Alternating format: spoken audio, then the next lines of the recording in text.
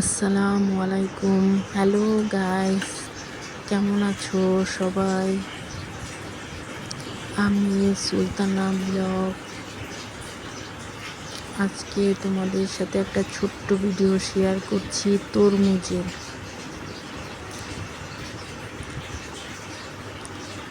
তরমুজটা আমি কেটে নিচ্ছি, এই ডাব্বাতে করে আমি ফ্রিজে রেখে দিব।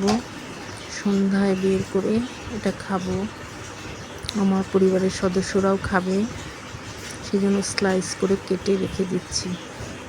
রমজান মাসে আসলে আমাদের সারাদিন পানি খাওয়া হয় না,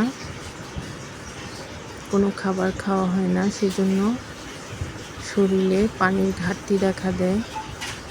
এই ফলগুলো খেলে আমাদের শরীরের ঘাটতি পূরণ হবে। এর মধ্যে তরমুজ অন্যতম পানি জাতীয় ফল। আরও আছে আঙ্গুর, কমলা, আপেল, কলা, শসা, সবগুলো কিন্তু পানি জাতীয় ফল। এগুলো খেলে আমাদের শরীরের পুষ্টি হয়, শরীরের পানি ঘাটতি দূর হয়।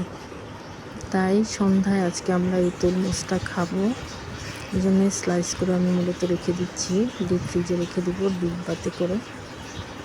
বন্ধুরা, যদি তোমরা খেতে চাও তাহলে চলে আসো আমার বাসায়। আজকে তোমাদের শুধু তরমুজেরই নিমন্ত্রণ, ভাজা পোড়ার নিমন্ত্রণ নাই, ঠিক আছে?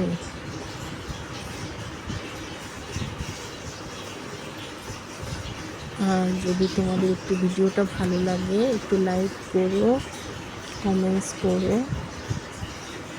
সুলতানা ব্লগের পাশে থেকো। আল্লাহ হাফেজ, টাটা।